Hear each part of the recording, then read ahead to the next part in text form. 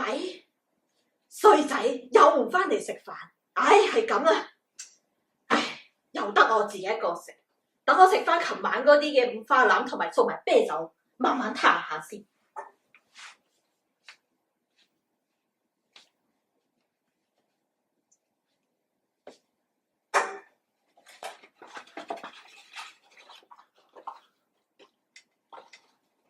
哦，突然之間肚痛嘅，又想作嘔。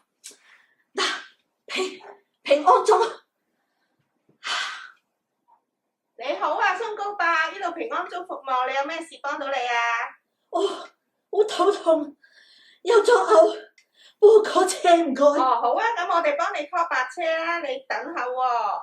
病人因肚痛過車，病人松糕伯，男性，80歲，清醒，血壓100/100，心跳50，體溫37.5度。病人病史老花、聽力衰退、記憶差，平時買成藥食。習慣喜好食煙1日1包，飲酒，中意食肥豬肉。早晨啊，松糕伯，我係你專責護士梁姑娘啊，你今日覺得點啊？唉，瞓咗幾日醫院，腰都痛埋。我而家又食得又行得，冇肚痛啦。我唔再食啲隔夜餸咯，做乜唔俾我出院啫？哎呀，松糕伯，醫生量到你啲血壓咧高啊，所以要留喺度繼續觀察啊。咩血壓話？高血壓，你啲血壓咧量到有啲高，所以醫生要繼續觀察。你知唔知咩叫做高血壓啊？唔知喎，咩嚟㗎，姑娘？什麼是高血壓？血壓是心臟收縮時將血液泵入血管所加諸血管的嘅壓力。通常量度血壓是以毫米水銀柱為單位。心臟收縮時嘅壓力稱為收縮壓或上壓。心臟舒張時嘅壓力稱為舒張壓或下壓。高血壓是指上壓持續地高於140或下壓持續地高於90。喺2017年，美國心臟協會收緊高血壓嘅標準，上壓持續高於130或下壓持續高於80，以界定為高血壓。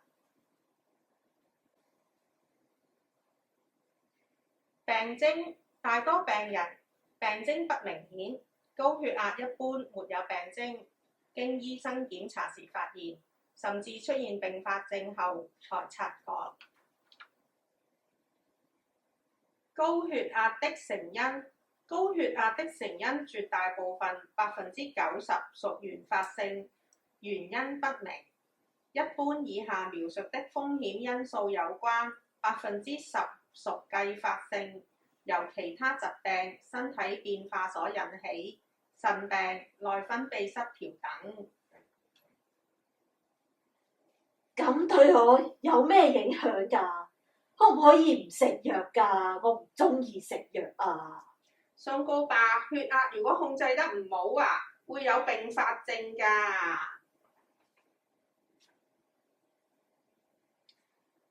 併發症，若高血壓沒有適當的治療或控制不理想，會引致併發症，包括心臟衰竭、冠心病、中風、腎衰竭等。因此，控制不理想的高血壓是無聲殺手，及早診斷和治療可以防止延緩併發症。高血壓的風險因素有吸煙、過重及肥胖、缺少運動、飲食中攝取過多鹽分、過量飲酒、年齡增長、家族中有直系親屬患有高血壓。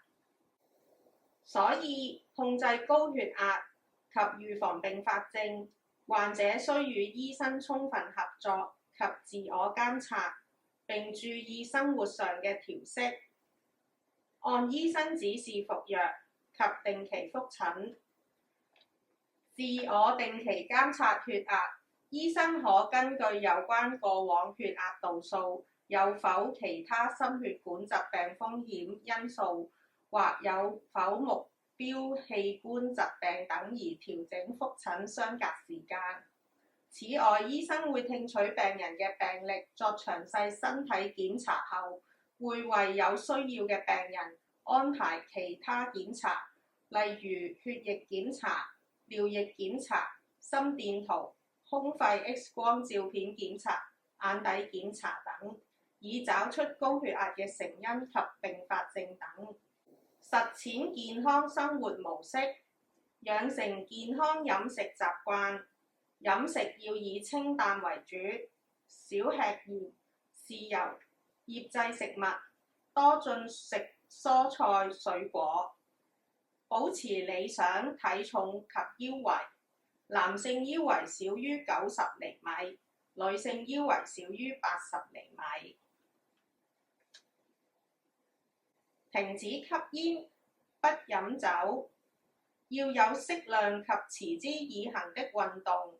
每次進行至少10分鐘中等強度的帶氧運動，例如緩步跑、步行、太極、游泳等。如有心血管疾病的風險，請諮詢醫護人員的意見。管理壓力，保持心境開朗。唉，宋高伯，你又唔使咁擔心嘅。要有效控制高血壓病情及預防併發症，你必須了解有關高血壓的知識及治療方法，並與你嘅家庭醫生合作，積極管理你的疾病。呢度有張高血壓嘅健康生活模式嘅介紹，咁我哋醫生都會轉介你去營養師同埋戒煙嘅計劃，幫你實踐健康生活㗎。同埋安排定期覆診檢查，你有問題亦可以向醫生護士諮詢㗎。姑娘，多謝你啊！我明晒啦，我由今日開始就會過返啲健康嘅生活啦。溫馨提示：正確量血壓。研究指出，家中量血壓比起診所量血壓更加能夠預測心血管疾病嘅發生。所以家中量血壓就變得非常之緊要啦。容讓我哋之後都講一講家中量血壓嘅技巧。喺量度家中血壓之前，首先有一部適當嘅血壓儀器同埋氣墊。喺量度血壓嘅30分鐘之前，切勿做劇烈運動、飲有咖啡類嘅飲品、食煙飲酒或者進食。喺家中量血壓5分鐘之前，可以喺家中揾一個比較安靜嘅地方，唔太凍唔太熱，去休息一下。喺呢5分鐘入面咧，可以坐立喺度，留意翻雙腳係受到承托，背部受到承托。喺呢5分鐘入面，可以盡量嘅放鬆。5分鐘過去咗之後咧，就可以開始量度血壓啦。可以將呢個氣墊咧佩戴到手臂上面，切記咧手臂同埋氣墊中間唔應該隔咗衣物。留意翻咧氣墊個底部咧，應該就喺關節位嘅大約有1至2隻手指位嘅空間。然之後咧，亦都可以留意氣墊上面嘅標籤係相對於手臂嘅血管，手臂嘅血管咧就係喺手臂嘅內方。氣墊唔應該太緊，亦都唔應該太鬆。太緊嘅意思即係戴上去已經箍到唔舒服，太鬆嘅意思咧即係佢自己會上落嚟。咁當佩戴好之後咧，就可以開始撳掣咧，咁呢個機器咧就會自動去量度血壓啦。量度血壓嘅途中咧，切記咧唔好說話，因為我哋知道談話咧亦都會增加咗血壓嘅。喺量度完成之後，請記低血壓嘅度數、上壓、下壓同埋心跳，可以休息1分鐘，然之後再重複剛才嘅過程，然後將呢2個結果寫低喺紙上面，留俾醫生去參考。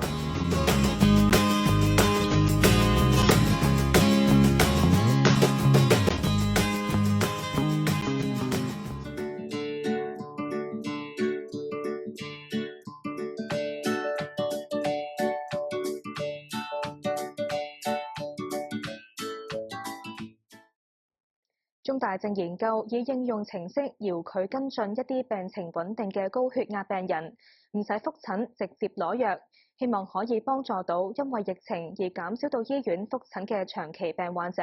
林希報導。衛生署2014年做嘅調查顯示，近50%人唔知道自己有高血壓。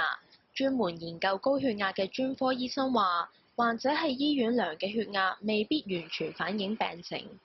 遮蓋咗嘅高血壓啦，就係當佢喺診所入面就唔高，但係翻到屋企其實佢高嘅，佢個死亡率咧其實係近長期有高血壓嘅朋友，咁所以帶出咧就係其實你家中嗰個血壓個重要性。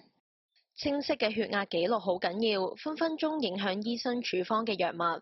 當個病人咧拎10厘牙個度數翻嚟咧，一來佢可能未必識得邊個度數打邊個度數寫到錯晒，又或者佢寫得唔係好靚咧，其實好難睇。對個醫生喺嗰5至6分鐘嘅診斷入面，幫你計埋平均數就好困難嘅。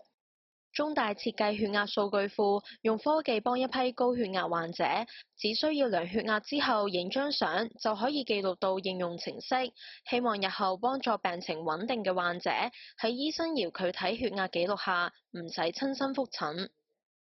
疫情下咧，其實呢個平台多咗人用嘅，因為幾個情況啦。第一就係啲老友記去 clinic 個覆診咧，其實冇必要，其實而家冇得去醫院睇症嘅。啲老友記要睇醫生，我要攞血壓藥，但係咧我喺個 app 度定期量血壓，如果血壓嘅情況係好嘅咧，佢都唔需要見醫生嘅，跟住就去藥房攞藥。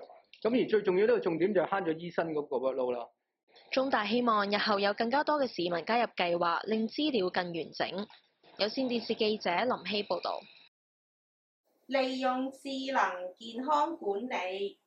現在有好多嘅智能手機程式可以利用記錄你嘅血壓，好似為大家介紹嘅柏健同埋醫健通 HA Go 都可以為你管理好你嘅健康。